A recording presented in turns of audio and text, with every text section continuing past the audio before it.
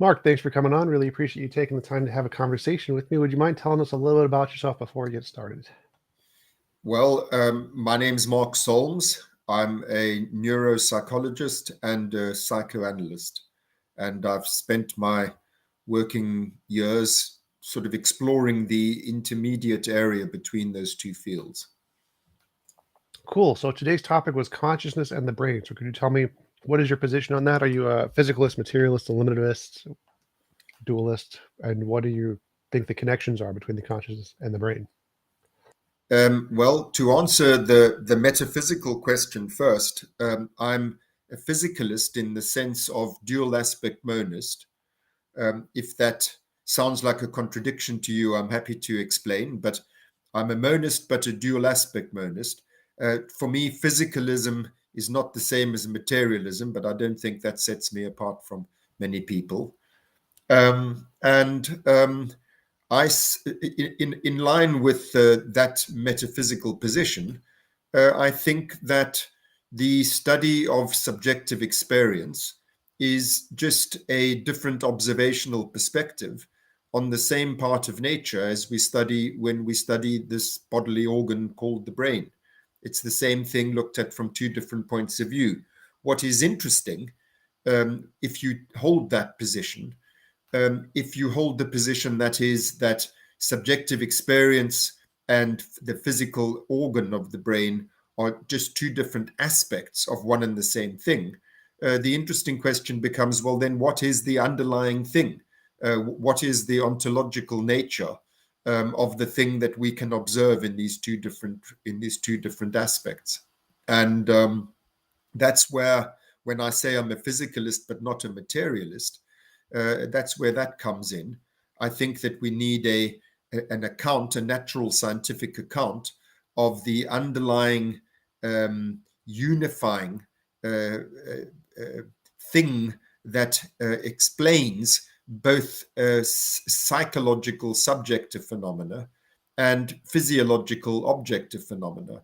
And there, I think the language that we must use is what is an abstract inferential language. In other words, it's not the language of observable physical matter, nor the language of observable subjective experience, but rather something in the nature of a set of abstract inferences, laws, if you will, ultimately is what we're aspiring to, that provides a monistic explanation for both sets of phenomena, one explanation that accounts for both. And in most recent years, I've been using the free energy principle as a framework within which I'm trying to do that. So a few questions are, what is the free energy principle? The free energy principle ultimately, historically, derives from thermodynamics. But in more recent years, by which I mean since the introduction of the concept of information into physics, in other words, since Shannon in the mid-20th century. Claude Shannon? Claude Shannon, yes. So the original thermodynamic notion of free energy has now been transformed into an informational free energy. And the main figure who has developed that way of thinking is Carl Friston at University College London. So the free energy principle is a principle which basically boils down to the idea that the underlying mental apparatus, if you will, the thing that unifies both brain and mind, that it is functioning according to a principle of trying to minimize free energy in the informational sense, which is variational free energy, which is just to say that that the mental instrument or apparatus is trying to predict how to meet its needs in the world, and to the extent that its predictions are efficient in terms of trying to maintain its existence, to that extent, the informational energy is bound. In other words, it's doing effective work. To the extent that it's not, to that extent, the energy is free. In other words, it's a sort of average prediction error, or average surprisal, as they call it, which in practical terms boils down to bad predictions as to how to meet my needs in the world so as to continue to exist. Gotcha. And you said you're a dual aspect monist. Um, Yes. that does sound like a contradiction because it seems like there's two fundamental aspects to monism. Are you saying that matter and mind are both made of something else that's more fundamental, and that's the monist thing? Yes, I think that matter is an appearance, and mind is an appearance. In other words, these are both phenomena. They are, I mean, matter is just something that you touch, something that you see.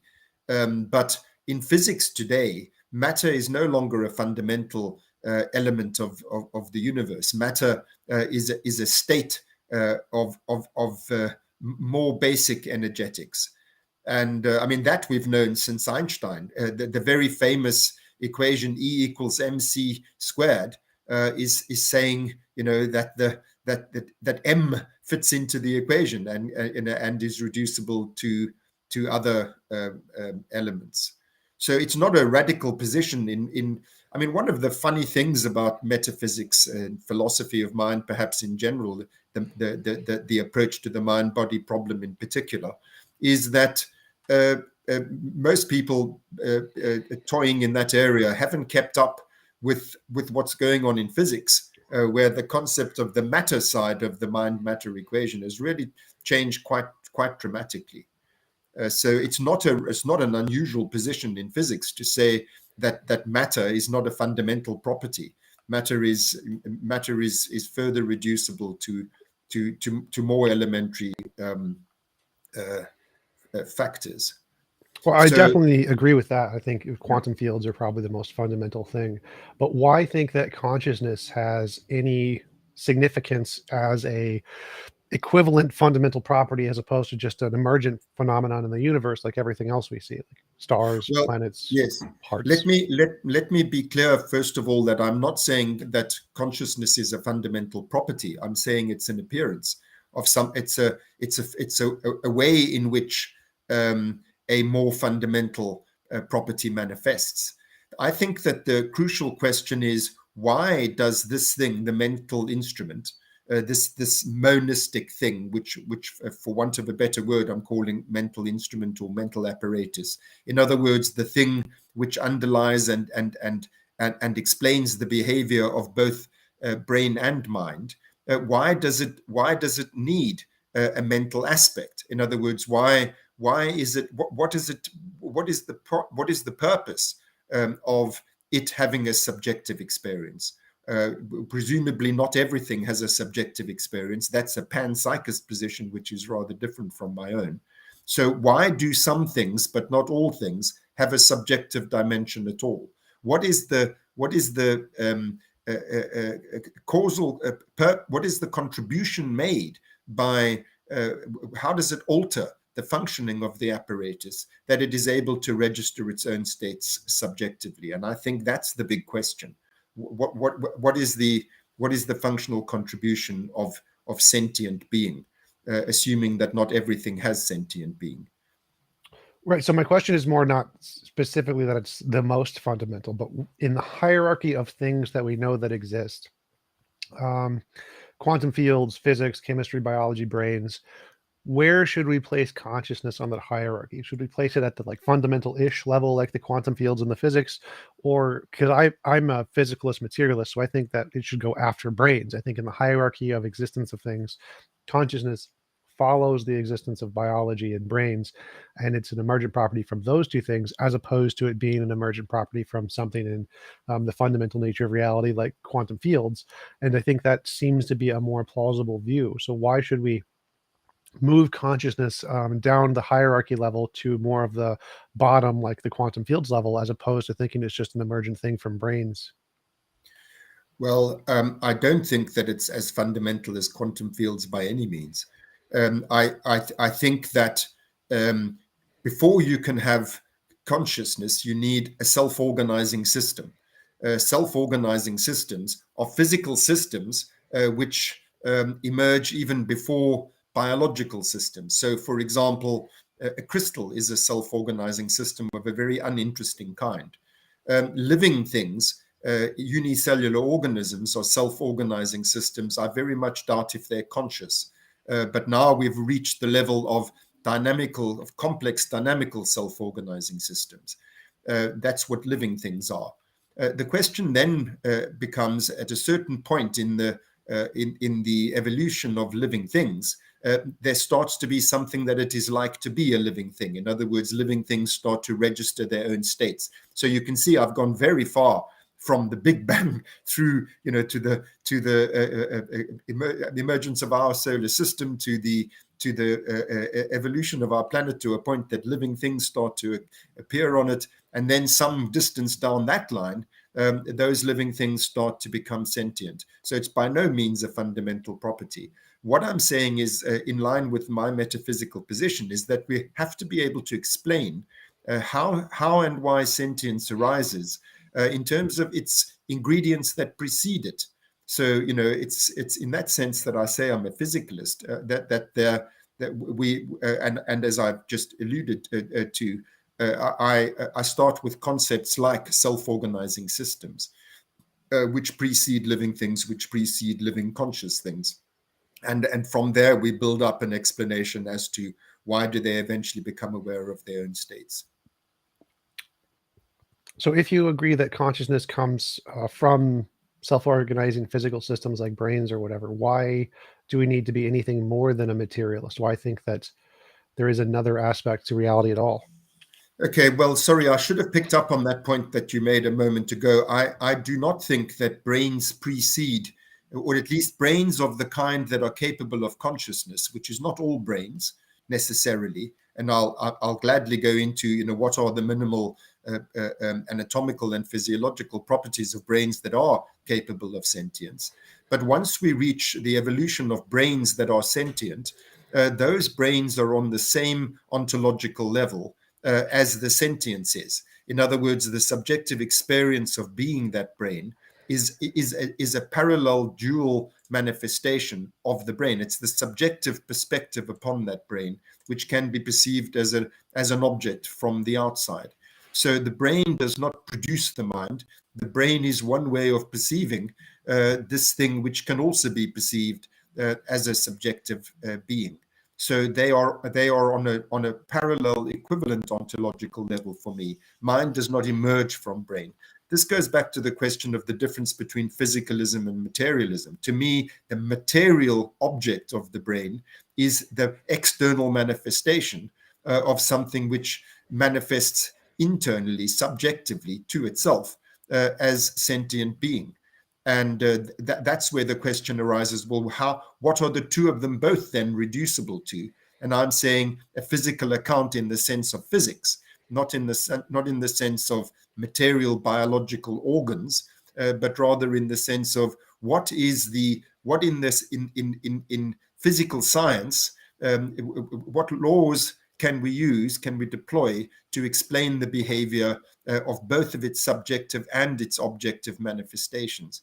And that's where I'm drawing upon the free energy principle, which is a derivation from ultimately, I said thermodynamics, but more interestingly, from the concept of self-organizing systems, which was introduced by Ashby shortly after Shannon introduced the concept of information into physics. Ashby developed the concept of self-organizing systems. Nothing controversial about it. There's no question but that self-organizing systems spontaneously arise in the universe, and their modus operandi is to continue existing as systems, which is why they ultimately become living things, which have that same modus operandi. The whole law of natural selection is that, whatever it is that keeps the organism or the species going is what ends up being selected as the thing that then becomes the fundamental properties of that of the next generation and the next generation. Is because whatever succeeded in keeping the system in existence is what gets selected. Now, that precedes life. It precedes natural selection. Natural selection is a biological excrescence of a principle, a more fundamental physical principle, and that's the principle that William Ross Ashby introduced when he developed the concept of self-organizing systems. So I hope I'm being clear that there's, for me, the thing from which both emerge, if I'm going to use the term emergence, both brain and mind emerge from self-organizing systems with a certain level of dynamical complexity. So why do we need to posit that that mind is something separate than just a physical system? Why say why do we have that need as opposed to just going with classical hardcore materialism that says everything is material? Why should we think that mind is anything more than that?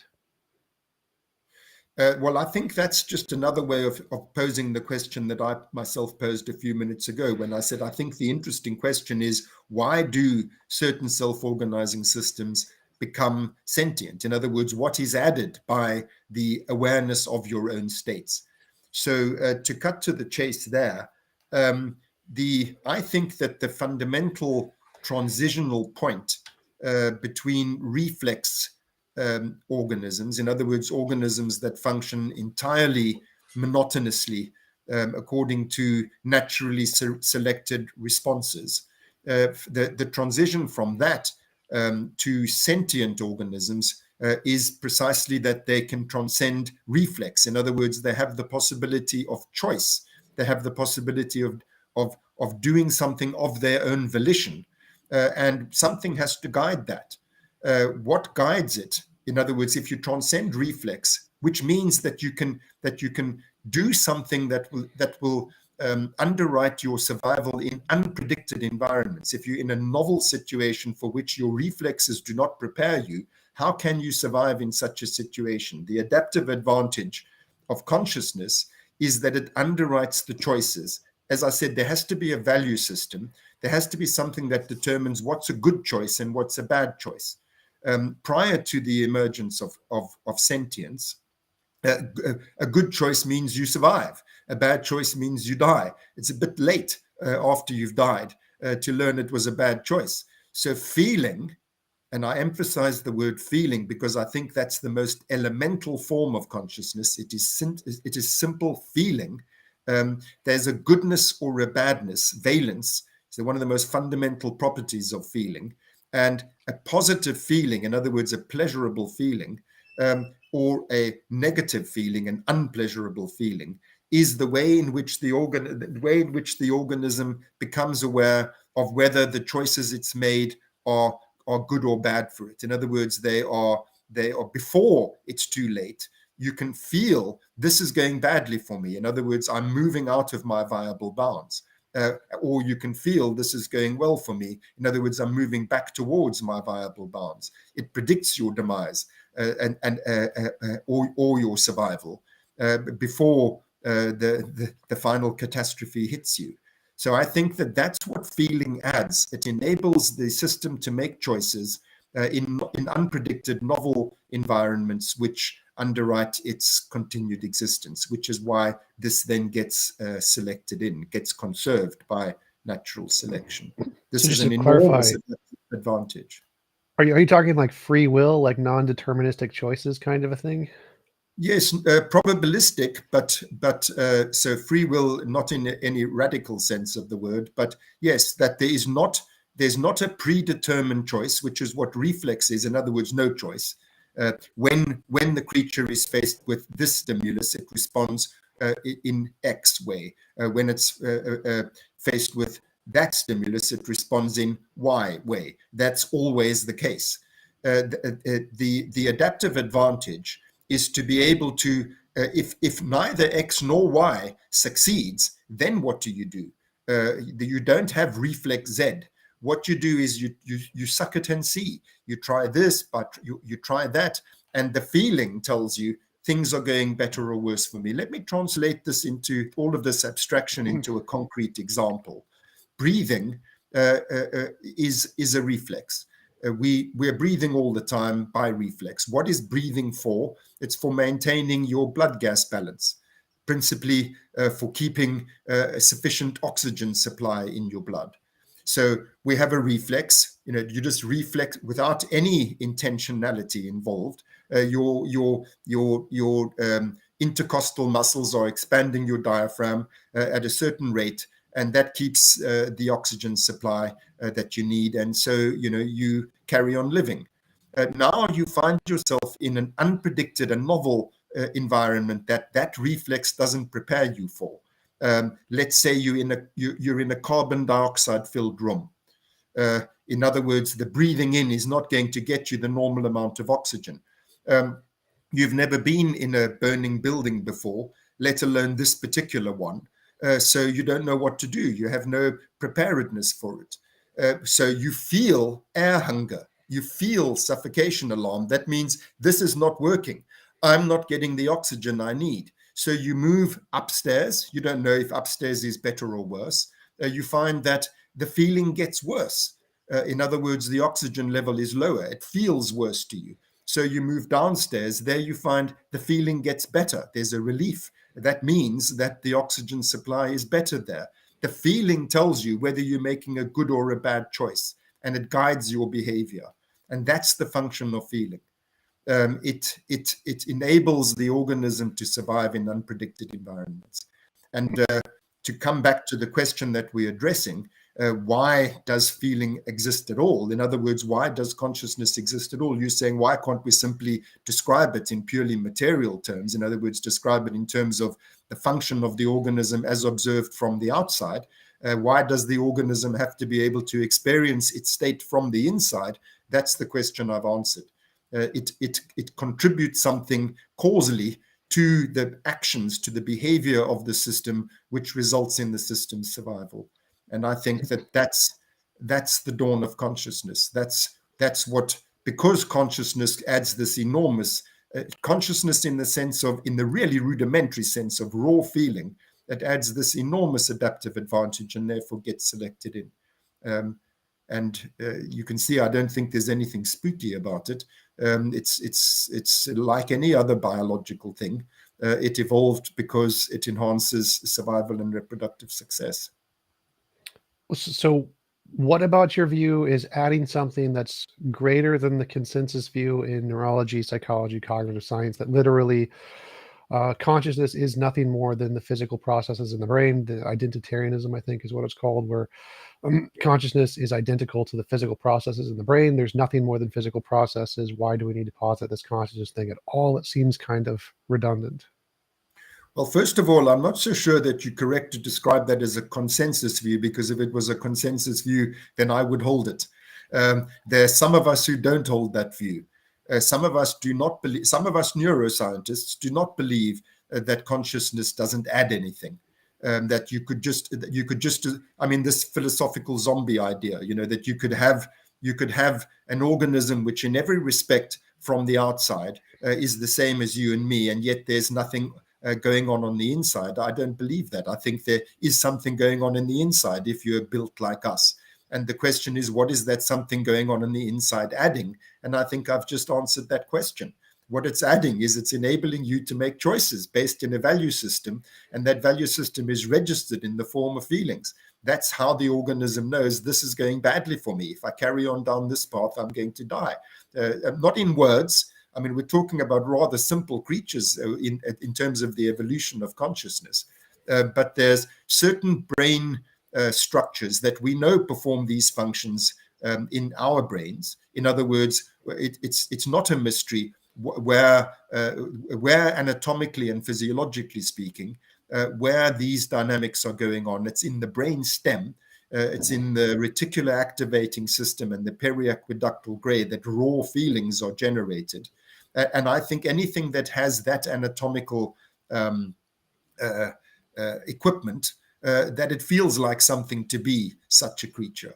And I think that equipment enables that creature to feel like something, and that enables it to survive in unpredicted environments. So it's not that if you just described it from the outside, you would be missing an absolutely fundamental functional contribution of this anatomy and physiology, which is that it's enabling the creature to register its own states, and in its own states in terms of matters of existential consequence. I think that the problem, the mistake we've made in neuroscience, in the neuroscience of consciousness, is to use human consciousness, the highest forms of reflective human cognition, as our model example of what we mean by consciousness.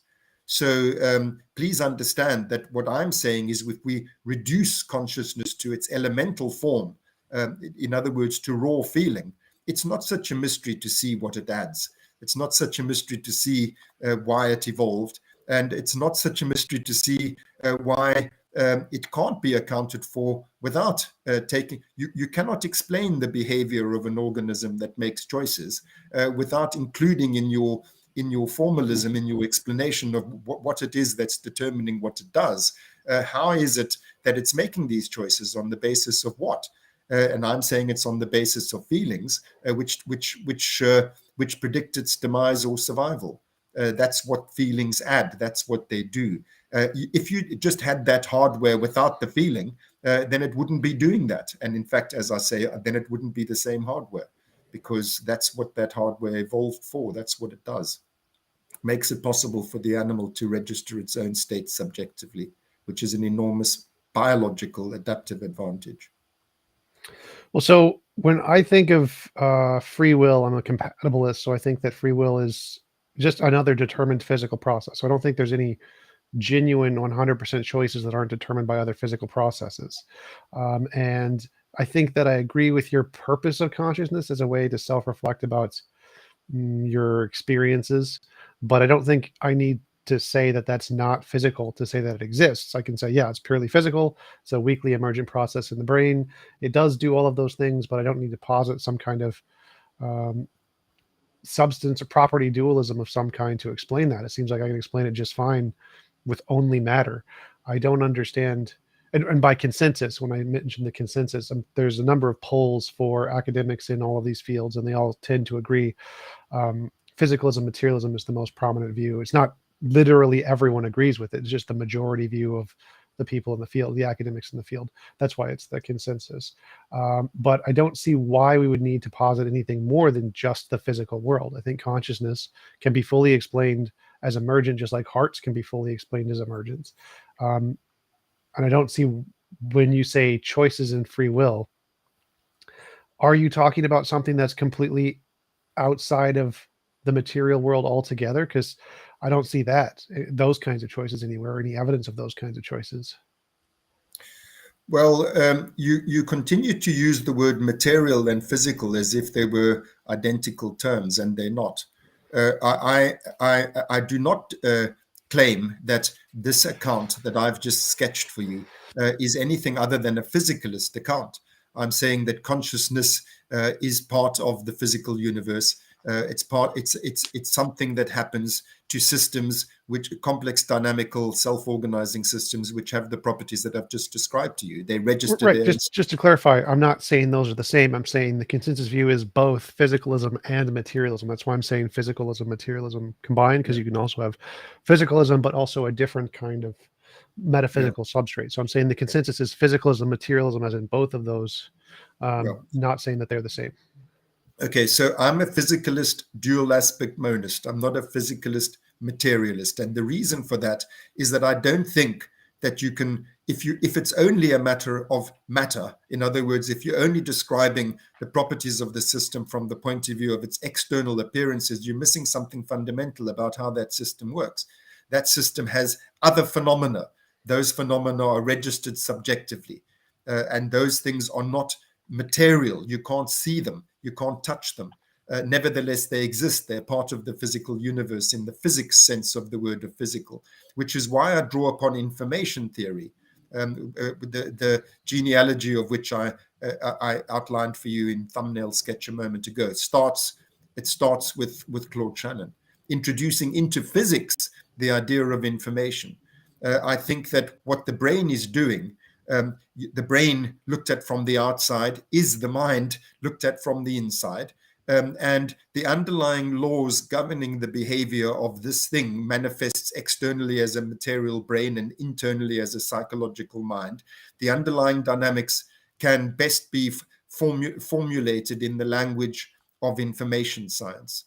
Information science is physical science. You can't have quantum mechanics without a concept of information. Information is thoroughly ingrained in contemporary physics. In this sense, I'm a physicalist. I'm drawing upon information science. But I'm saying that information dynamics of the kind that we're talking about here, the information processing dynamics of a complex self-organizing system with these kind of non-iterative dynamics, the choice-making kind, that information has dual aspects. That you can look at it as nerve impulses from the outside. That's all very well and good. You learn a great deal that way. But it also manifests as subjective experience from the inside. It feels like something to that brain. And that feeling does something. That's what I keep on saying. So the consciousness itself does something. That's something I'd probably disagree with. I think the consciousness is a reflection of the physical particles, and the choices the consciousness makes is probably also going to be a reflection of the physical particles. So I don't think you actually need consciousness to exist and do something independent of the physical particles that make it up. But you're using the word physical particles in the materialist sense. I would say, yes, it is a manifestation of the physical information, the information processing of a certain kind of complex dynamics. You see, it's not just, not all information has dual aspects, but information processing by a self-organizing system with these kinds of dynamics, that system registers the information processing in the form of consciousness. Now, I agree with you that more fundamental than the conscious feeling is the informational dynamics. And that's why I said earlier that if you're a dual aspect monist, you have to say, well, then, if there are these dual aspects, the material physical brain and the psychological subjective mind, if these are dual manifestations of a single underlying thing, what is that underlying thing made of? And I'm saying it's made of that part. It's best described by that part of physics that we call information science, which is part of a bigger part of physics called statistical mechanics. And so to go back to your question about free will, all the probabilistic accounts of free will, can be fitted into the framework that I'm talking to you about. Ultimately, I agree, there's no such thing as radical free will, but there is choice, and this choice is tethered to feelings. So Daniel can indeed, by free will, enter the lion's den, but most of us won't. Why? Because it feels bloody scary to enter a lion's den. And that scary feeling evolved for a reason. It's because it predicts your demise. If you're in a situation in which you're likely to be torn limb from limb, it feels scary. And so you tend not to do that sort of thing. And that's why feelings exist. That's why feelings evolved, is that they dissuade us from entering lions' dens. And in this sense, free will is probabilistic. The degrees of freedom are dictated by feelings. And that's how we register them. We actually feel them. So the actual feeling of them does something. But I agree with you, you have to be able to explain the causal dynamics in language beyond the phenomena. In other words, something has to explain the phenomena, the two sets of phenomena, the physiological phenomena and the psychological phenomena.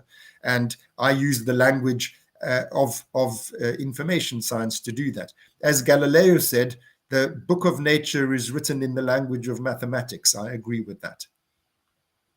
But why do we need to posit this dual aspect monism to say that consciousness can do something? It seems like consciousness as purely just the physical stuff. If we look at only the physical stuff, the particles, just the particles, ignoring the information bit, just the particles, it seems like we could still predict potentially the actions if we knew everything of what an agent is going to do without any positing of any kind of dual aspect monism where there's this consciousness thing. It seems like we just don't need that. We can just say, yeah, it's just the particles and the energy. Who cares about the rest? Well, you could say the same. Just forgive me. I don't want to use the word particles. I want to use the word underlying physical dynamics. Okay, because particles imply something that you can see. I'm saying that there is an information processing dynamics going on, which is certainly physical. I mean, this is part of physical science. Information is part of physical science. So there's an underlying causal process there. And the question is, why does it manifest in any appearance at all? You're saying, well, it manifests as a brain. That's unproblematical. But why must it manifest as a mind? I'm saying, no, why should it manifest as a brain any more than a mind? These are appearances. These are ways in which we are able to perceive, we're able to register the existence of these underlying dynamics. The fact that it feels like something is no more problematical than the fact that it looks like something.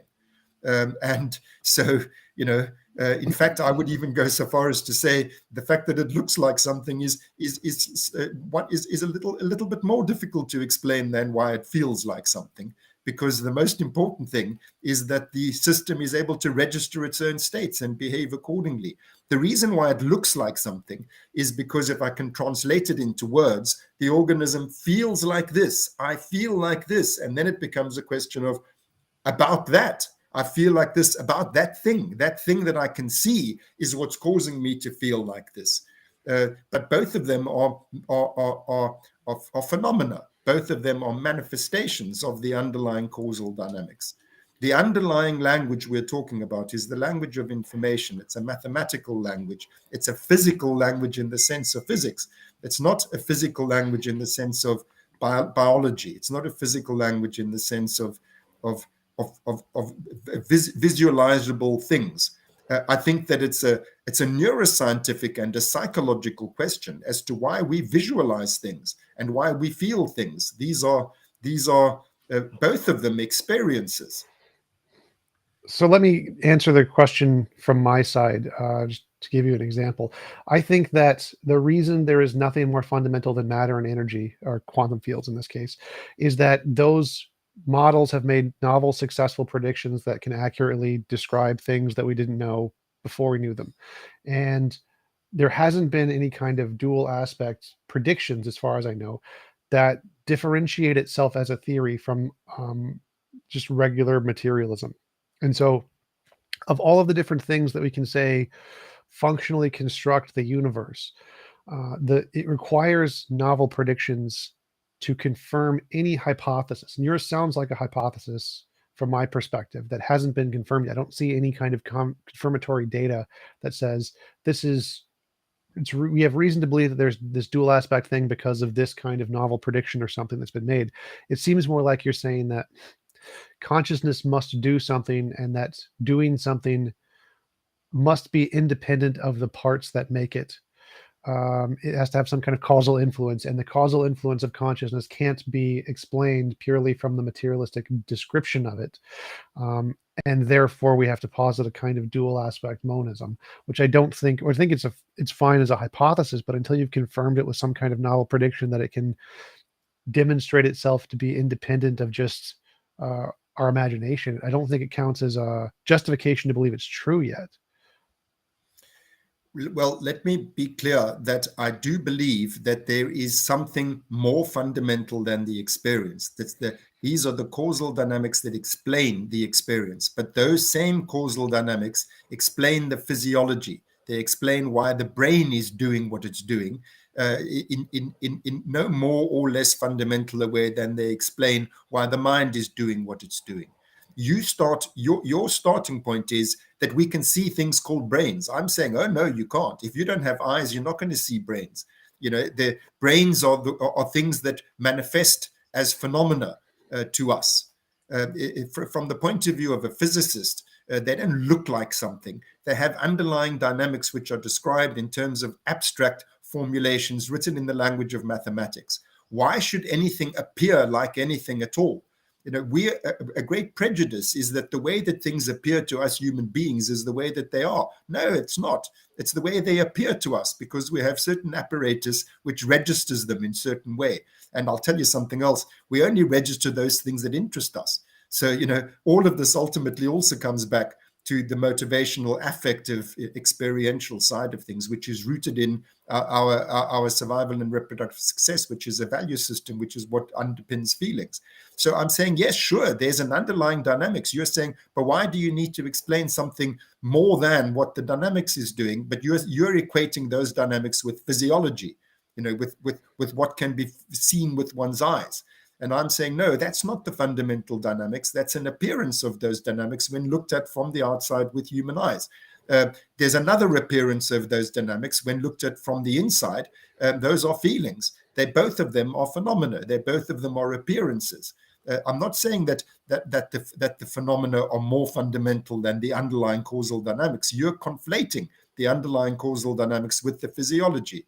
I think that's a very common error. And Well, I I'm not think that doing, just to clarify, that's not at all what I'm doing. What I'm saying is that we have a methodology to differentiate imagination from reality, which is novel testable predictions. I don't care about whether you see it or whether you feel it or whether it's something we can observe. None of that matters to me. I don't care. I want to okay, so know, can your I understand. hypothesis make predictions about the future that we don't know yet? Because that's the only way to verify that it's actually true. So it doesn't matter to me the methodology that you get to it through vision or through experience or feelings. Yes. Don't care.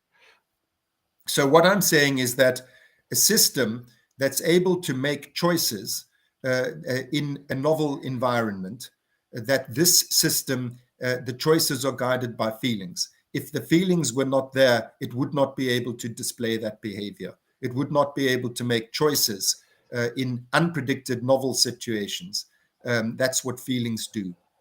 That's what I'm saying. So I'm saying that Yeah, if yeah, you were I to, understand that part, but I can agree with all of that and say nothing about dual aspect monism. I don't even need to mention. I can say, yep, all physical, nothing more, or all material, nothing more. perhaps I'm not understanding you. If what you're saying is, can I prove my metaphysical position? Then you're misunderstanding the meaning of the word metaphysics. Metaphysical positions are positions that one adopts. They're not empirically demonstrable. You can't prove that idealism is not true and materialism is true. These are metaphysical positions. To me, the metaphysical position that makes the most sense is the dual aspect monist one. Well, It's not something that you can empirically demonstrate is better than a materialist position, but I'll remind you that the same applies the other way around. You can't empirically prove that a materialist position is better than a dual aspect monist one.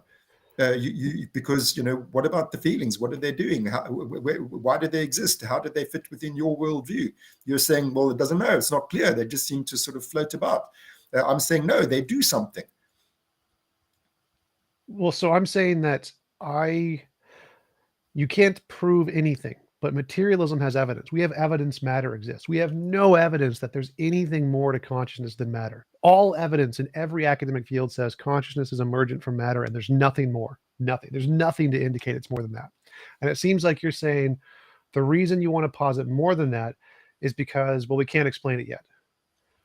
But No, when you said we have evidence that matter exists, just yeah, pause there. We have evidence that feelings exist. yep. Okay. Right here and now, you and I are both busy experiencing that evidence. Yeah, but we So have no it evidence that exists. feelings are more than just the matter. Like there's lots of No, evidence that clearly shows they're not matter. matter. I mean, here I am What? busy experiencing it. You're saying, well, it's reducible to matter, and I'm saying, show me with my eyes, show me something that I can see that is a feeling, and I'll tell you that's not a feeling. What you're showing me is a neurotransmitter, or what you're showing me is a nerve impulse, or what you're showing me is an arousal state as registered by EEG or whatever. But it's not a feeling. Well, those It's are no more feelings. fundamental than the feeling. So identitarianism is the position that those are the feelings. So if I'm showing you those, I'm showing you the feelings. But the point here is that the Please bigger note, you said issue. this is an empirical position. That is nonsense. To say that that thing is the feeling is a metaphysical claim. It's to my mind, it's manifestly not the feeling. It's a physiological thing. It's not a feeling. Where's the That, feeling? I so, can't so, see it with so my eyes. that's not the important point of the argument. The important part of the argument here is that I have lots of verification, justification to believe matter is fundamental and makes everything else. I have no reason to think feelings are in any way not a product of matter. There's no other anything else in the universe that it could be made of. There's nothing, there's no evidence of any other fundamental anything that could produce anything other than just material processes. So that's the only game in town is we got matter and that's it. And so if you want to say there's some dual aspect, that other aspect that you're saying isn't just material has no evidence. You're simply saying that because you can't fully explain or see a feeling or something, therefore you're justified in positing it as a new kind of ontology, which isn't the case. That's a hypothesis. But to justify a hypothesis, you need novel predictions. Material hypotheses have all made novel predictions all the time. We get those right. So we have lots and lots of justification to say matter is real, matter is metaphysically real, which you can justify metaphysical positions. Some are less reasonable than others. And materialism is the most justified metaphysical position based on the evidence we have. And so it seems like you're simply saying that because you can't give a physical account of feelings, therefore you can posit a completely new ontology with no actual evidence other than the fact that this other hypothesis can't explain it, which doesn't seem rational. I'm sorry, the reason we're going around in circles is you continue to use the word physical and material as if they were identical, and they're not. No, I'm not doing that. That isn't my question. My question is materialism is the only game in town. Materialism is the only thing that has evidence. There is no evidence for any other position other than materialism. The only fundamental essence is materialism, with all of novel tests predictions indicating that and nothing else. So I'm rational in saying materialism is it. That's the only explanation. You're saying there's another thing based on the fact that materialism can't explain feelings, and that seems to be the only justification. Yeah, so just to be clear, are you saying materialism and physicalism are the same position? No. Okay, so then can we drop the word materialism for a moment? And let's just say physicalism. You and I are both physicalists. Right, I agree with that, but that's not my question. My question is materialism is my position. Materialism seems more rational than dual aspect monism. There seems to be lots of evidence for materialism, not physicalism. Materialism, the only thing that exists is matter. That's the position I'm defending here. No, that's not true. It's not true. I mean, we both agreed earlier in contemporary physics, the matter is not considered a fundamental property of the universe. So matter is not fundamental. There are things which are more fundamental than matter. So in that sense, we are both physicalists. Okay. No. So all of those things are still physical or all material. So quantum fields are material things. They're still material. Energy is information material. Is not material. All material. Information is material. No, it's not. So I'm a materialist. Everything is material, and that's the position that is the consensus view in pretty much every field. So that's what I'm saying. It's a position that you take, but it's just a metaphysical position. You can't demonstrate empirically that a materialist interpretation of physicalism is better than a dual aspect interpretation of physicalism. Yes, well, let me just remind you of how the argument works from my side. Okay. I'm saying we're both physicalists, and I'm saying as a physicalist, there seem to be two types of phenomenon that I can register.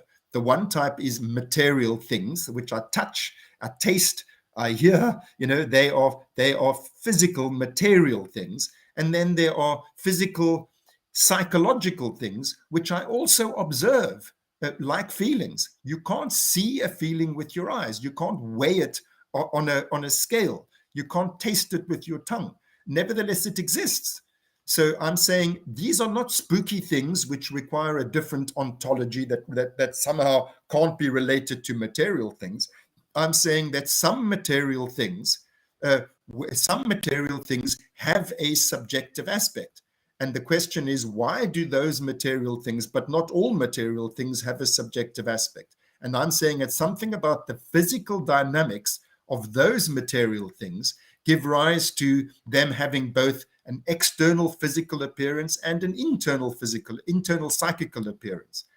You're saying it's so self-evidently true that all there is matter, and I'm saying no, not self-evident. This has nothing to do with self-evidence. This is all about novel testable predictions. Which model? I've given you the testable prediction. A thing that doesn't have feelings is unable to make choices in novel situations. That's what I'm saying. What laboratory test can we do with that to confirm a prediction? That's not a prediction. That's a non-diction. So you're saying something that doesn't have this can't do this.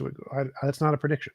What we need is a novel testable prediction, something we don't know yet, something about the universe nobody's seen yet, that we can predict we're going to see under some laboratory conditions and get it right before we know it. That's a novel testable prediction. That's all of how science works. And so in the case of materialism, we've made material predictions about what we would expect in the material world if materialism was true and we got them right, which justifies belief materialism is the correct metaphysics. Now, in order to say that there is something else in addition to the physical world, you would need to make novel testable predictions about things we don't know yet and get them right, which entail some kind of a new property or new ontology. And until you do that, there is zero evidence for the new ontology. Right now, all of the evidence is materialism, and that's it. There's only novel predictions that have ever been successfully made are under the materialist paradigm. And so until a new set of predictions can be confirmed under laboratory experimental tests, then there is no plausible justification for anything but materialism. And so it's plausible to say that materialism is the correct metaphysics, and that it explains everything, including consciousness, even if we don't have like a strict definition of how consciousness fits into materialism. It's more plausible to think that materialism explains consciousness because we already have evidence materialism explains pretty much everything, and that's the only evidence of anything as far as we can tell. And for that reason, it's like saying if we see an unknown hoof print in the snow, it's more plausible to say a horse did it than a unicorn did it, because we have lots of evidence horses exist. We have no evidence unicorns exist. And so if you want to say that there's this new ontology of this dual aspect thing that's out there, that would be like a unicorn. You would first have to provide evidence the unicorn actually exists as an independent thing, because we already have evidence matter exists and makes lots of stuff. Well, I'm afraid we have plenty of evidence that feelings exist and do lots of stuff. Just to clarify, I'm not talking about the feelings. The feelings exist, but what I'm talking about is the dual aspect. When you're saying it is this other ontology, that's the thing that we have no evidence exists. I agree feelings exist, but the dual aspect thing, that we don't have any evidence for. So for you, feelings are material things? Yes, 100%. Which is very hard to square with the actual phenomenology of feelings. Because what you're actually saying is feelings translated into the language of matter. If we look at them only in terms of their material manifestations, then we can track all the causal sequences. Yes. And I'm saying, yeah, but then why does it not only have a material manifestation? Why does it also have a psychological manifestation? The psychological manifestation is clearly there for a reason. You're saying, no, it's not there for a reason. Well, no, I'm saying it's also physical. The psychological manifestation is also physical. That's just clearly nonsensical to say something that is, I mean, I'm not the first person in the history of philosophy to be saying that feelings are not material things. For heaven's sake, it's been a problem for centuries. Right. I agree with that. My question here is that I have a justification. I don't know how feelings can be reduced to matter, or we don't have that answer yet. But I'm saying that the position that it can be and will be in future is a more plausible position inherently than to say that it's an entirely new kind of thing, because we have evidence of the physical stuff already existing. Physical stuff makes everything we see in the universe, as far as we can tell. And so it's more rational to say that it's going to be discovered to be made of physical stuff than to posit an entirely new ontology of dual aspect monism, panpsychism, physical idealism, anything. Any of those that say there's a new ontology that does not have evidence is always going to be less rational to believe, because we don't have any evidence of those things. We do have evidence of material stuff. And so it's always going to be more rational to say that anything we see in the universe, even if we can't explain it yet, is going to be material or explained by material in the future, than to say that it's this new ontology that has no evidence, until such time as you provide novel, testable, confirmed predictions for this new ontology. It will always be less plausible than just saying, nah, it's material. Well, you said two things there which are not quite the same thing. On the one hand, you're saying that you accept that there are psychological things. In other words, there are things like feelings which are not currently explainable as material things. You can't account for them from a materialist point of view. Then you're saying, however, we do know that matter exists. Therefore, it's plausible that the feelings must be reducible to matter. But why do you say that second thing? The second thing, it's exactly the same as to say in the obverse. You could say, well, we have absolute evidence that feelings exist. Therefore, the most plausible position is that matter will ultimately be reducible to feelings, which is an idealist position. And I'm saying no. That's neither of those positions is correct. We have absolute evidence, empirical evidence. In other words, we experience it. We have empirical evidence that matter exists, and we have empirical evidence that feelings exist. You can't reduce the feelings to material processes. You yourself have conceded that. I'm not wishing to reduce the material processes to psychical ones. I'm not an idealist.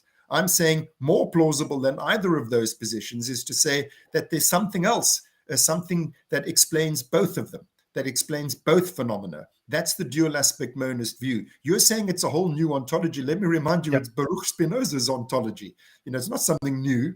This is something new here doesn't mean literally it was invented newly. New means Yeah. that it posits an ontology that has not yet been demonstrated to exist independent of our imagination. So matter has been demonstrated to wait, just to clarify, matter has been demonstrated to exist independent of our imagination. It is a far above and beyond the evidence of any other ontology here, because we see it. That part doesn't matter. But what matters is that it makes novel, testable predictions about the future and gets them right. That matters. That is significant. So the feelings, I agree, feelings exist. That tells us nothing about their ontology. You can posit that it has its own ontology, like an idealist. You're not doing that, obviously. But if someone does that, they have no evidence. They have nothing. They have nothing to base that off. It's just a hypothesis. If the materialist says, I think matter is independent of the mind and metaphysically true, they have a lot to base that on. They have novel, testable predictions. They have successful evidence. So it's not just the fact that we see it. It's the successful ability to predict the future that we don't know yet and get it right. That's the evidence. And so because materialists have that, the novel, testable predictions, they can rationally posit that materialism exists as a fundamental nature of reality, where the idealist cannot, because they don't have any novel, successful predictions of their posited consciousness fundamental whatever ontology. And I think the same thing would apply to your view that there's a dual aspect monism seems to have equally no successful novel predictions, just like the idealists have no successful novel predictions. And so the materialist position, the paradigm, seems to have significant evidence to make it plausible to be an explanation of literally anything we ever discover in reality, because it makes successful predictions. And until some other worldview makes successful predictions, it doesn't count. It's not at the same level as the material hypothesis, even if we don't know how to explain the particular phenomenon yet. Well, all I can say is that's a metaphysical position, and you're welcome to it. I do not find that position, your position, as you've just articulated it. You keep on convincing yourself, obviously, but I'm likewise continuing to convince myself. These are metaphysical positions, and I just do not agree that the materialist position is more evidence-based than the dual aspect monist position, because the dual aspect monist position takes account of more of the evidence. In other words, it takes account also of the feelings, and they seem to be doing something. In my life, they do a hell of a lot. And that's empirically observable. I can see, when I feel pain, I withdraw my limb from the stimulus. When I feel fear, I avoid the place that it causes me fear. When I feel ecstatic joy, I want to repeat that experience. The experience is doing something. Now, you're saying, as a matter of metaphysical faith, you're saying, well, actually, I think those are just material processes. And I'm saying, no. That's the part I'm disagreeing with. It's not faith. The difference here is that we're describing a phenomenon, and in the process of any methodology of how do we explain the phenomenon, the first thing is here's the phenomenon. You describe it. That's fine, but that's not evidence of nothing. Just describing the phenomenon is evidence of nothing. So feelings exist. That's the phenomenon. Okay. Now I want to go beyond that. What and explain causes those feelings? And so this part is where we diverge, because I'm saying that the only thing that counts as evidence here is novel, testable predictions. You got to make novel, testable predictions, and nothing else counts as evidence. And you're saying that, well, I can explain it, and that counts as evidence. Well, I think, no, that doesn't count as evidence at all. Anybody can make up an explanation of anything. That's not a way to show that it actually is true. And so from my perspective, things that have successfully made novel predictions are material, matter, energy, quantum fields. Those have made successful predictions. Dual aspect monism has not made novel predictions. Therefore, anything that has successfully made novel predictions is a better explanation than anything that has not made successful novel predictions. Therefore, it's more rational to infer materialism as the cause of anything than dual aspect monism or idealism, because neither of those have made predictions yet. And you're saying that, well, you don't need predictions. What you need is a conceptual framework that explains the data or something along those lines. And I think that's the part where we disagree. Well, it sounds like you don't think that feelings are evidence. No, feelings are the phenomenon. They're not evidence. They're the thing that we're trying to So explain. you're So they saying can't be things that evidence. you see are evidence, but things that you feel are not evidence. No, I'm saying things that can accurately predict the future are evidence. I don't care if you see them or feel them. So that's what I'm saying. I'm saying that with you start with a framework, with a causal explanatory framework, and you say, given this framework, the following phenomena will occur. That's the whole experimental method. Yeah. And I'm saying I have a framework, and I'm saying, given this framework, I predict that under such and such circumstances, the following phenomena will occur. And those phenomena include feelings. And you're saying, well, you're not accounting for the feelings. You're only accounting for the for the physiology. And I'm saying, but then why do the feelings also manifest? And you're saying, well, actually, because they are really physiological. And I'm saying, but they're not physiological. They're psychological. Can't you see that? Yeah, but what are your? You said that. So the experimental paradigm is I have a theory, and my theory predicts the following phenomena will occur. My dual aspect monist paradigm predicts phenomena will occur, but under some circumstances there will be feelings. Under other circumstances there will not be feelings. Your framework doesn't take account of the feelings. It's Wait. saying So just to clarify, evidence is novel testable prediction. So you have to predict something we don't know yet. So what is your prediction of something we don't know yet? Because we all know feelings exist. That's something we already know. That's the phenomenon. So for it to be evidence, it has to be something we don't know yet. What's the thing we don't know? I don't know what you mean by what's the thing we don't know yet. I mean, for example, I predict that if I stick a pin in your finger, you will feel pain, we already know that. And as a result of that pain, you will withdraw your finger. We already know that. No. You're saying no. I'm withdrawing my finger. No. That we already know that. That's not novel. So novel is like, I'm going to predict that in 10 years an asteroid's going to hit the Earth, because we don't know that. We have no evidence of that. There's nothing that indicates that yet. So novel means predicting something we don't already know. Like if I predict the sun's going to rise tomorrow, we already know that. Everybody already knows that. That's a piece of the hypothesis.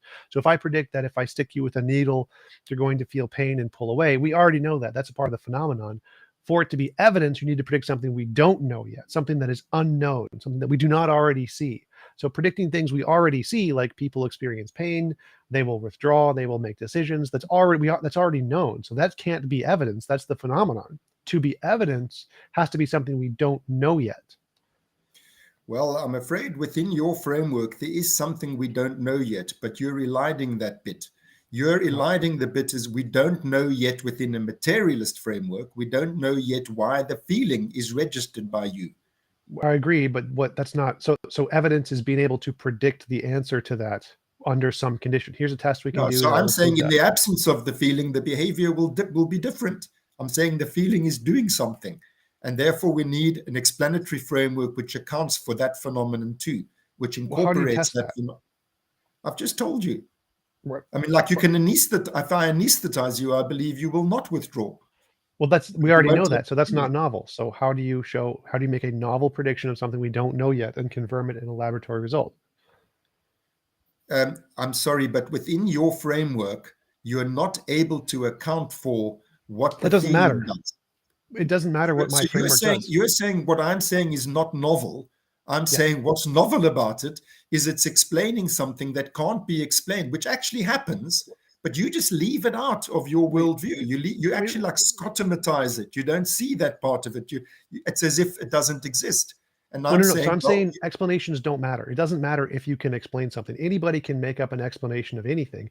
That's just a hypothesis. That's what a hypothesis is. To confirm the hypothesis, you need to make a prediction which can be confirmed under some experiments repeatably and testably. That's what you need to confirm the yeah. hypothesis. So I So grant that my you can prediction explain is things. if you remove the feeling, the behavior will differ. And you're saying we already know that, and I'm saying, well, you materialists don't know that because your materialist Weltanschauung doesn't take account of the feeling. Well, so okay, so you would need to give me a test of how I can remove the feeling without affecting the material stuff. No, I don't believe you can do it without affecting the material stuff, because remember, I'm a dual aspect monist. Right, right. So we I'm already saying know there that is a material affecting. parallel. The material is, there's no such thing as a subjective experience without it having simultaneously a material objective manifestation. I'm Well, saying this what is why it's needs, not novel, because you're saying that if we mess with the material stuff in the brain, the actions will differ. Yes, we already know that. That's something we and already know. vice versa, my friend. If you mess with the subjective stuff, it will also have material manifestations. If I produce a feeling state, in fact, I can show you positron emission tomographic scans of the evidence of this, that I have a person who's in a state of rage. It's a subjective feeling. I have another person who's in a state of anxiety, fear. It's a subjective feeling, qualitatively utterly different from rage. And the positron emission tomogram is different. You see different things materially going on because there's different things going on subjectively. This experiment that I'm talking about was published in Nature in 2000 by Damasio, and the people who were generating the feelings were actors. So, in other words, from within themselves, the causal agent was a subjective state generated by an actor. And then that produces a change in the brain that you can see from the outside. And your way of thinking is the one is producing the other. My way of thinking is no, they're dual manifestations of the same underlying process. Just as when I wake up in the morning, I feel myself to be Mark Solms, that's my mind, I exist. I then walk over to the mirror and I see my body there, and I think, well, that's also Mark Solms, I exist. They're two different ways of registering the same thing. That's all that I'm saying. So you're saying, well, the one causes the other, therefore the physical causes the mental. I'm saying no, the physical doesn't, in the material sense. The material doesn't cause the mental any more than the mental causes the material. You can do it in both directions. The real underlying causal framework has to account for both of those. That's why I'm saying I'm a physicalist. I'm not a materialist. I want to be able to explain both of them. Well, again, You, I think you're still stuck on this explaining thing, and I don't understand what about you just said is a novel prediction that actors can cause different brain states, which can have different psychological effects or physiological effects in the brain. Like, yeah, we already knew that too. I don't know what about that is novel. But we have a super chat from Samir. Even orphan dogs know to bury their bones for later retrieval. Is that DNA? Is it material? Babies also know to search for nipples when their eyes closed. Yes, those are both material, and those are both. Some of them are a result of DNA. So that was a question for me, I guess, because it was not. He's more on your side. He doesn't. He so, thinks so, that. so that's a nice example. The searching for the nipple. There's a reflex. It's the rooting reflex. There's another reflex, which is the sucking reflex. Both of those things don't require consciousness. But in the process of learning how to latch onto a nipple, and why, rooting isn't looking for a nipple, rooting is just rooting. Then a nipple is placed in the mouth, and then the infant has the feeling of hunger being satisfied. And so now in future, the infant is seeking to, the neonate is seeking to reproduce that experience. So the feeling of that particular thing in my mouth, taking away my hunger, has causal consequences for what the neonate does next. Likewise with the sucking reflex. So reflexes are one thing. Learning from experience is another thing. Experience fundamentally includes feeling, and it explains a hell of a lot about what the neonate does in this instance. All right. I think that was it for the super chats, actually. But yeah, I think that's our fundamental disagreement is the methodology proposed to justify belief in the hypothesis. I think You're looking at the data and explaining it and saying that that's sufficient to justify belief in dual aspect monism. I'm saying that is not. You would need novel predictions to confirm that hypothesis. And until you had those, it would not be sufficient. Well, you're counting my predictions as not being predictions because you're saying you can also trace that same causal pathway from a purely material point of view. And so I just need to be sure that you understand this bit of what I'm saying. I do not believe that there is such a thing as a psychological experience without there being a parallel material physiological process. I don't think that the psychological things float in the ether independently of physiological processes. What I'm saying, what needs explaining is why those physiological processes are accompanied by psychological experiences. I'm saying that your Weltanschauung does not account for the experiences. You saying as a matter of faith, you believe sometime in future it will be possible to explain within a materialistic point of view why the feelings are actually just material stuff. And I'm saying that's a hell of a leap of faith because there's no good reason to believe that as far as I'm concerned. I think far more reasonable is to say we need a Weltanschauung that can account for both sets of phenomena. And to me, that's self-evidently as reasonable as your view is to you.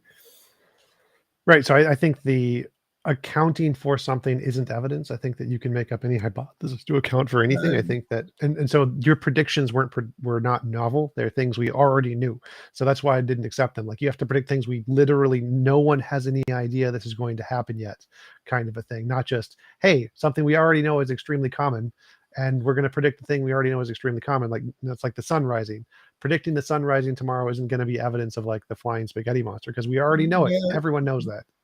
No. I'll tell you, I think that, I mean, you seem to not really be capable of hearing what I'm saying because you're so set in your worldview. So let me just try one more time to get a little crack into that worldview of doubt so that you can just think about what I'm saying to you. I'm saying that within your worldview, you're actually leaving out a hell of a lot of the evidence, that there are things that are happening which you are not able to account for.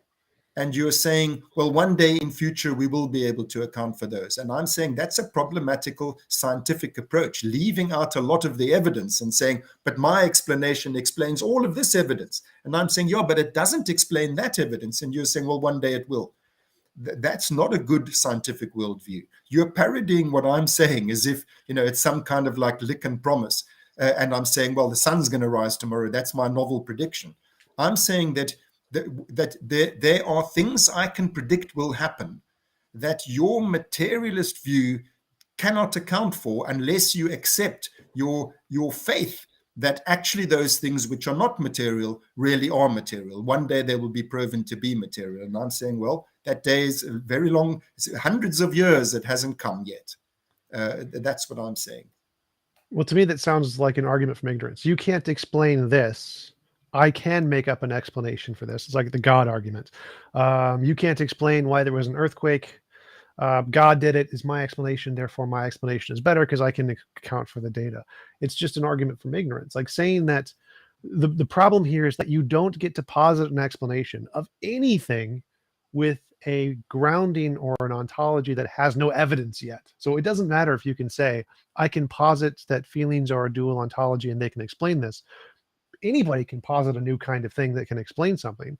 What matters is can you give independent evidence of that thing outside of the fact that you're making it up to explain the data. It's post hoc to make it up to explain the data. What we need is, okay, after you hypothesize this thing exists to explain the data, how can you independently confirm it exists? And to do that, you need novel testable predictions. And that means predicting something nobody knows yet. It can't be the things we already know. And so predicting that messing with the brain will cause different kinds of feelings, or different kinds of feelings will cause different kinds of experiences in the brain. We already know all of that. That's like predicting the sun will rise tomorrow. You need to predict something we don't know yet, something that no one has any idea of yet. And then you can claim that this hypothesis makes novel predictions and can be justified to conclude that it explains the data. But until then, all you have is a hypothesis. And so I'm fine to grant most of what you said, that yes, we can't explain We can't explain feelings yet, and I'm positing that one day in the future we probably will.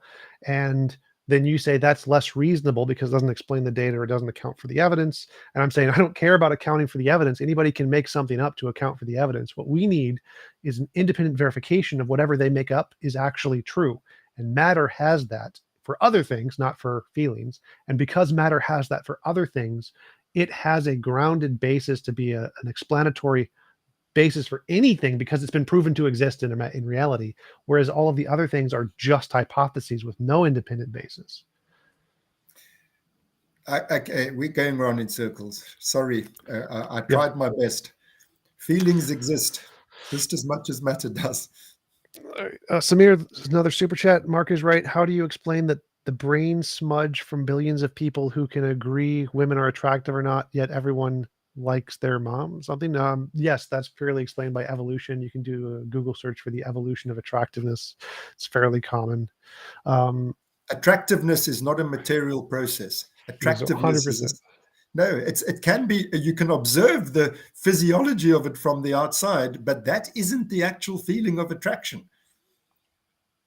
Feeling is a product of the material process and nothing more. It's fully That's what, material that's your act of faith. evidence.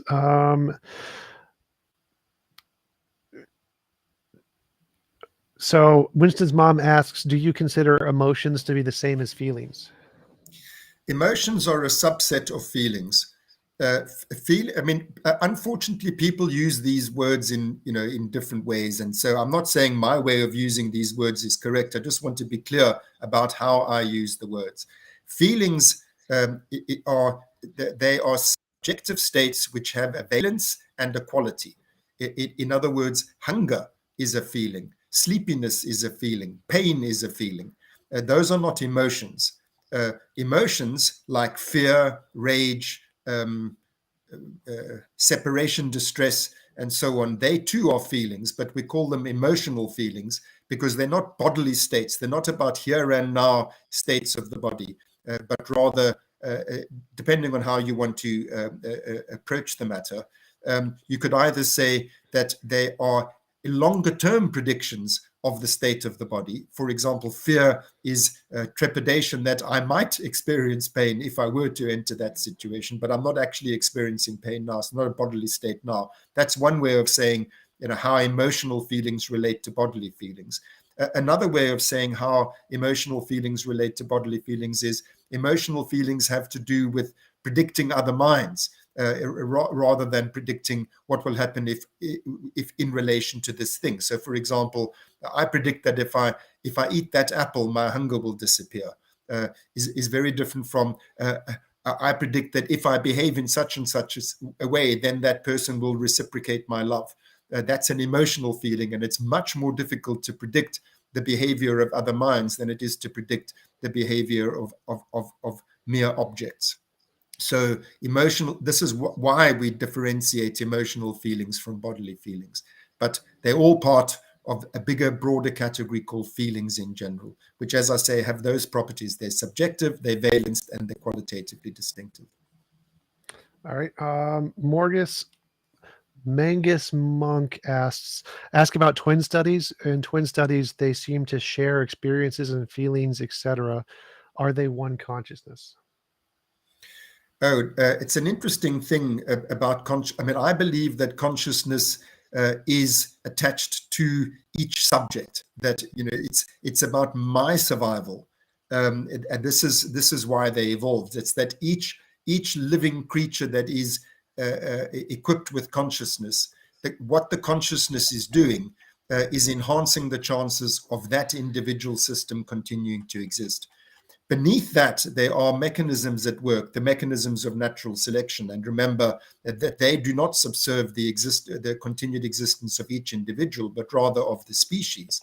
Those deeper mechanisms explain why each individual organism imbued with feelings has its own feelings, but they are its own feelings. They're subjective, they're about me. So I don't think that it makes sense to speak of some kind of super consciousness that transcends the distinction between the two twins. I think each twin has its own feeling states. Obviously, because there's those two objects, those two twins, they share more in terms of their underlying physical properties than two unrelated human beings. There's statistically a very much greater chance that they're going to have the same kinds of feelings in all kinds of situations. But that doesn't mean that their feelings do not belong to each of them alone. Gotcha. Samir, thank you for the super chat. Even atheists would agree that we have an internal scale for right and wrong. It's very important. It helps us make right decisions. Is it material, TJ? Yes, I think morality is also material. If feelings exist independently from the brain, why are there people with distorted feelings? Do distorted feelings exist waiting to be felt by the correct person? I presume that question is directed at me. I do not believe that feelings exist independently of the brain. I think that there's certain states of the brain are just what feelings look like when you study them from the outside. They're not then feelings. They rather are visual or other perceptual manifestations of something which from the inside feels like something. So I do not believe there are feelings independently of the brain. However, I do need to take one further step from that and say that once we understand the underlying causal dynamics that generate feelings, that we should be able to artificially engineer them. So in other words, I'm not saying that only brains can feel like something. I'm saying currently the only things that we know that feel like something are brains.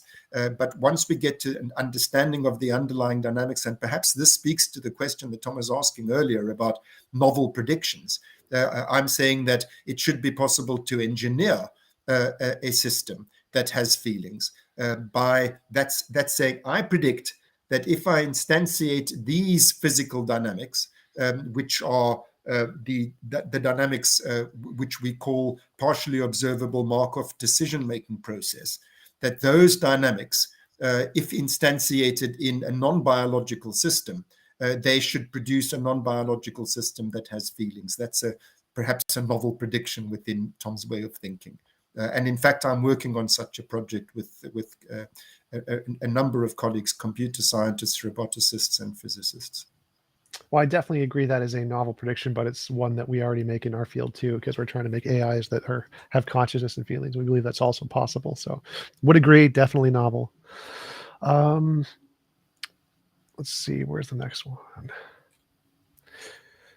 Can you ask him to distinguish his feelings from the Hameroff's calling quantum Darwinism the pleasure principle? Actually, the pleasure principle, I think, pretty much describes what I'm talking about. It's no different. The pleasure principle, by the way, is not something that Hameroff has coined. That term is a term of Freud's. But Thorndike coined the term law of effect, which was basically explaining, operant conditioning. Rewards and punishments within a purely materialist framework. You can call it the law of effect, which elides the subjective experiences, leaves out the causal consequences of the experiences themselves. So this principle isn't something that belongs to Hameroff. I like Stuart Hameroff very much, but that principle is not his. What I'm saying is that principle, which has popped up all over the place, it is a fundamental biological phenomenon. That the feelings, pleasurable and unpleasurable feelings, have massive consequences for behavior. That's what that principle is all about. And I think it's the feelings that cause the behavior. And that's what we've been discussing all the time. Gotcha. Good question asked. Wouldn't it be better to say that feelings exist on a different area of the brain as the prefrontal cortex? I'm not entirely sure I understand the question. I just want to say, first of all, that looking at prefrontal cortex is looking at prefrontal cortex. Experiencing a feeling is experiencing a feeling. Now, these two things correlate with each other. That leads me to the second part of my answer to your question. And again, perhaps this replies to some of the challenges that Tom was putting to me earlier. Actually, I do not believe that prefrontal cortical activation is the physiological correlate of the experiencing of a feeling. In my book, by the way, may I quickly plug my book? I've written a book called The Hidden Spring, which is about everything we've talked about here. It's a physicalist account of consciousness, which is dual aspect monist and not materialist. And everything I've tried to say here in a few words is said there very systematically. So in that book, I give the evidence for my view that feelings are not generated in prefrontal cortex. One example is a patient of mine, Mr. W, whose scans I publish in that study. He has absolutely no prefrontal cortex, but I published there an interview I have with him about his feelings, and he's full of feelings. And in fact, nor is this unusual. What's unusual about my patient is he has absolutely no prefrontal cortex. But in fact, it's commonplace in my field to have patients with prefrontal cortical damage who display more feeling rather than less. If feelings were generated in prefrontal cortex, then damaged prefrontal cortex, you should have less production of feelings. But in fact, you have the opposite. So I believe that prefrontal cortex and cortex in general is not where feelings are generated. Feelings are generated in the brainstem, to put it very simply. Feelings are generated in the periaqueductal gray of the midbrain and the reticular activating system of the upper brainstem, and that there are children who are born with absolutely no cortex. I report that data too. It's called hydranencephaly. They have raw feelings, but they have no cortex at all. So I know that's not what you're asking about. I don't think that's what you're asking about, but I thought I would just mention, when I'm saying that, I'm saying two things. Prefrontal cortex is the physiological manifestation, what you're seeing going on there, of a subjective state. But as it happens in this instance, I do not believe that that feelings, that the physiological correlate of their registration is prefrontal cortical. In fact, it's brainstem. Gotcha. Yeah, I think that does answer what he was asking, because I do believe it was related to where conscious or where feelings are located in the brain. And I would also agree it's definitely in the brainstem, because I have seen the studies that you were mentioning, that there were people with no cortex whatsoever, just the brainstem. And that is very interesting. Heart transplant. Thank you, Samir, for the super chat. Heart transplant recipients become a huge jazz music fan. It turned out the donor was a jazz player. There's a good argument for material, TJ. I don't think so. I don't think the fact that someone's heart being transplanted into someone else and the heart being of a jazz musician made it any more likely that the person was going to like jazz. I think it was just a coincidence that they ended up liking jazz, and that the heart transplant happened to be a jazz musician. I don't think there's any causation between those two. Winston's mom asked, "What about nerves and nerve endings?" Question mark. I don't know what that's specifically asking. Yeah, I'm also not sure exactly what's being asked there. You perhaps are asking about about phantom limb phenomena and phantom pain, where the severing of the nerve doesn't result in the loss of sensation in the limb that its nerve ending normally would have projected to. But rather than answering a hypothetical question, I'll just say perhaps that's what you're asking about. But there are many other things you could be asking about.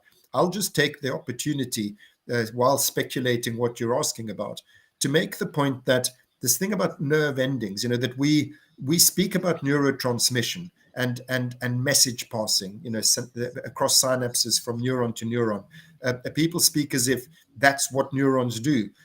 What very few people seem to realize is that that's what some neurons do. That's synaptic transmission.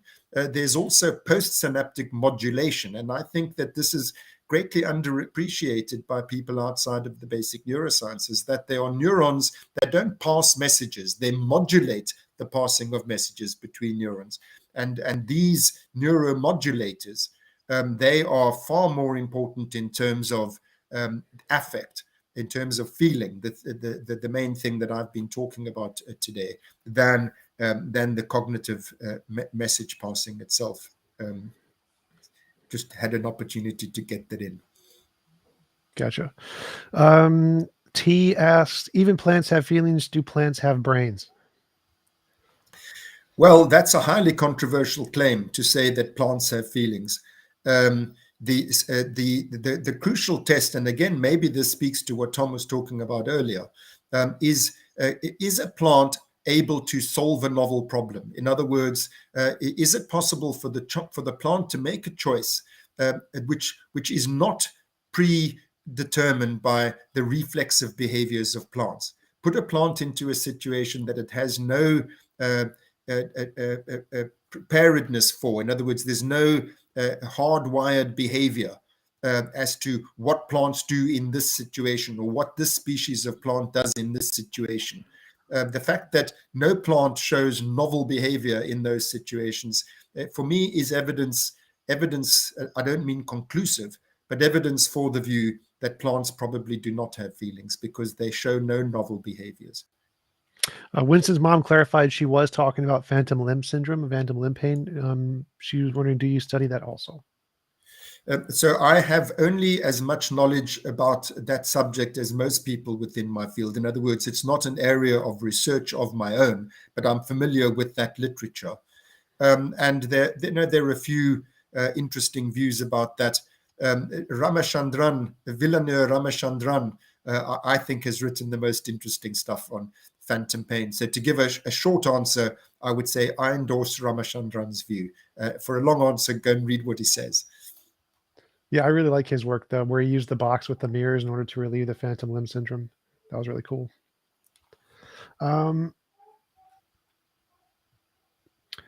What does Mark think about the AI singularity and the implications for psychology from In Green? Well, in the last chapter of my book, I described the project that we're involved in, where we're trying to engineer an artificial consciousness. And a good portion of that chapter concerns the ethics of such a project. I think that we need to be extremely cautious about engineering an artificial consciousness. I've set out in that chapter some of the steps that we're taking, which I think we should all be taking, those of us working in that area. Gotcha. Zeonius asks, does he see a future to applying the Markov blanket to AI for creating artificial consciousness? What is the Markov blanket? Yeah, so the Markov blanket it's a statistical concept that has to do with what is a part of the system and what is not part of the system. It demarcates what is system and what is not system.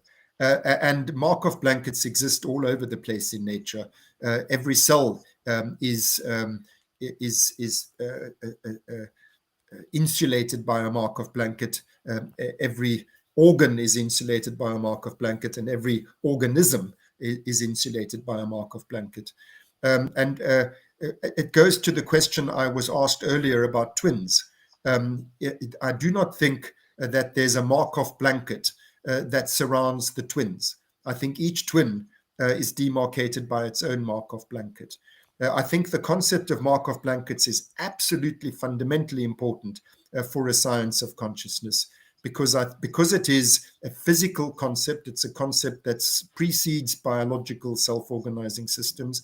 So it's what I was saying to Tom earlier, that I think that if we're going to have a physicalist account of consciousness, we have to account for it coming into being using concepts that precede the dawn of consciousness.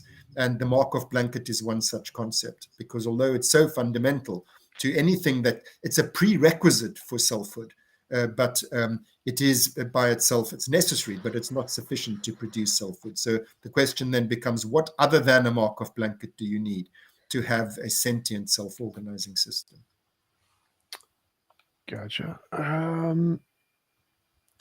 Samir, thank you for the super chat. Because smoking is foreign, some neurons fire up to let you know you're hungry or need a cigarette, yet you know which to do when the appropriate urge comes. Yes, I agree.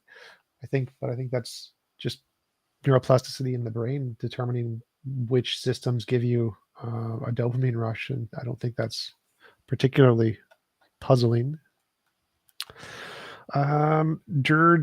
Ratcher asks, when I suffered from depressive episode yesterday, I watched you roasting Jay Dyer on the kill stream, and I instantly felt better. I'm glad you enjoyed that. I did not. That was a miserable debate. Oh, I hated that one. Mr. Creanine, fascinating and brilliant guest, TJump Doc, Mark Solms. I'll be in the lookout for your material. Thank you for the compliment. He's giving a shout out. I appreciate your work. Thank you. Miracle 19 asks, can I ask if he has read the Quran? Oh, I'm terribly sorry to say that I have not. But I have had sections read to me. The same applies to the Torah and the Christian Bible. I've had sections read to me, but I'm not familiar in any kind of expert way with any of those three sacred texts. All right. Charles and Solo, thank you for the super chat. He said, I missed the explanation about the difference between feelings and emotions. Are emotions caused by strong feelings or vice versa? So, I mean, in my way of using those terms, as I said, there's no universally agreed definition of these terms. So I'm only speaking about my way of using them. I think that feeling is the broad concept. And then I divide feeling into two types. They're bodily feelings and emotional feelings. I hope that answers it. Gotcha. All right. I think that's it for the questions. Thanks for coming on. I really appreciate you taking the time to have a conversation. Do you want to give any links or references where people can find out more about your work? Well, the book I mentioned, I really encourage you to read it, not only because I would like to sell my book, but because it's really not possible to explain all of these things in the detail they deserve, except in a book. So my book is The Hidden Spring, 3 words, The Hidden Spring. If you don't want to buy anything, I think that the closest open access, there's an open access journal article, which is like a kind of a synopsis in a way of that book. If you just Google my name, Solms, Solms, and the journal Frontiers, it will come up, free open access. And the article is called The Hard Problem of Consciousness and the Free Energy Principle. The Hard Problem of Consciousness and the Free Energy Principle. Awesome. Thanks again. Really appreciate it. And I hope you have a wonderful rest of your day. Thank you. Thanks for having me and grilling me. Cheers. Talk to you later.